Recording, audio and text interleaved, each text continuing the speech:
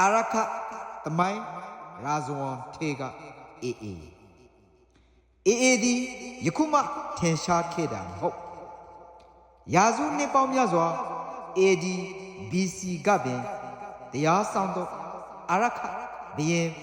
မင်းမြတ်မြတ်သည်အဆူဆူသောဘုရားရှင်များ၏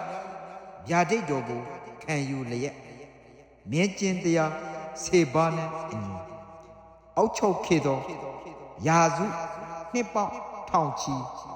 ရာဇဝင်ထေကအေးဖြစ်တယ်ပေါ့အာရခသမိုင်းရာဇဝင်ထေမှာအေးဟာအာရခဘုရင်နိုင်ငံတော်ကိုရွှေရောင်တလက်လက်ထွန်းတောက်စေပြီးကဘာမှာကိုပိုင်ကြေးသွင်းပိုင်ညာနှစ်အတူ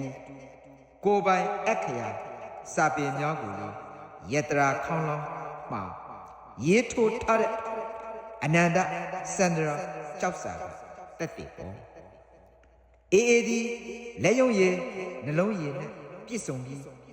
ကဘာအလင်းမှာထင်ရှားကြော်ကောင်းခေတော်အာရခသမိုင်း